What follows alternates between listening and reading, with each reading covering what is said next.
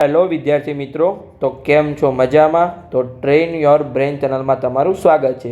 તો હાલ બધા વિદ્યાર્થીઓના મનમાં એક મહત્ત્વનો પ્રશ્ન હશે કે ધોરણ 10 પછી ધોરણ 12 સામાન્ય પ્રવાહ, ધોરણ 12 સાયન્સ અને ધોરણ 12 સાયન્સવાળા વિદ્યાર્થીઓને ગુજકેટનું પરિણામ ક્યારે આવશે?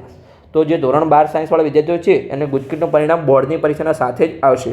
તો હવે અહીંયા આપણે ન્યૂઝપેપરના બે કટિંગ લઈને આવ્યા છીએ, તેના આધારે આપણે એનાલિસિસ કરીશું અને આપણે તમને તારીખ જણાવીશું કે કઈ કઈ તારીખે કયા ધોરણનું કેવી રીતે પરિણામ આવી શકે છે અને પરિણામ તમને કેટલું આપવામાં આવશે એની પણ આપણે એનાલિસિસ કરીને તમને માહિતી આપીશું। તો તમે વિડીયોમાં અંત સુધી જોડાયેલા રહો। તો સૌપ્રથમ તો અહીંયા આપણે ન્યૂઝનું કટિંગ જોઈએ। તો એમાં અહીંયા આપણને શું કીધું છે, અહીંયા આપણે થોડું ઝૂમ કરીને જોઈ લઈએ તો કે ધોરણ 10 અને ધોરણ 12ની 90% ઉત્તરવહીનું મૂલ્યાંકન કામગીરી પૂર્ણ થઈ ગઈ છે। 90% ઉત્તરવહી જોવાઈ ગઈ છે, એટલે કે જે બોર્ડની કુલ 77 લાખ ઉત્તરવહી હતી એમાંથી 69 લાખ ઉત્તરવહીની ચકાસણી થઈ ગઈ છે। ટોટલ કુલ 119 વિષયની ઉત્તરની મૂલ્યાંકન કરવાનું હતું।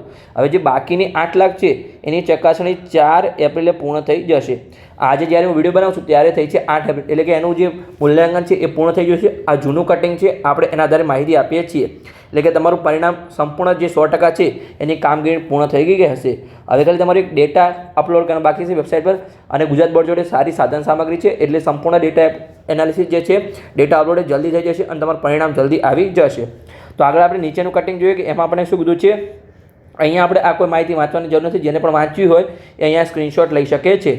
અને આપણી આ ચેનલ છે એના પર સંપૂર્ણ જે ધોરણ 12ના વિદ્યાર્થીઓ એમને સંપૂર્ણ આગળની જે એડમિશન પ્રક્રિયા છે એ સમજાવવામાં આવશે, એટલે અવશ્ય આ ચેનલને તમારે સબસ્ક્રાઇબ કરવી જોઈએ।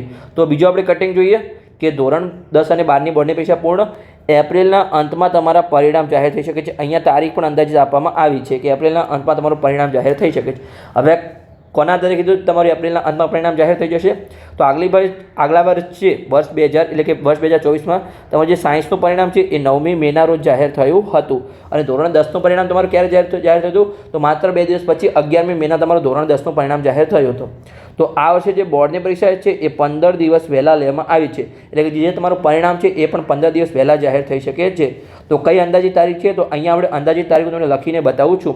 તો ચલો અહીંયા આપણે અંદાજિત તારીખ લઈએ, અહીંયા આપણે થોડું નાનું કરી લઈએ। હવે આપણે અહીંયા તારીખ લખીશું। ચાલો આપણે તારીખ લખીએ કે ધોરણ 12 સાયન્સના વિદ્યાર્થીઓ માટે બોર્ડનું અને ગુજકેટનું બંને પરિણામ છે એ 20થી લઈને 30 એપ્રિલ સુધીમાં આવી જશે। 20થી 30 એપ્રિલ 2025।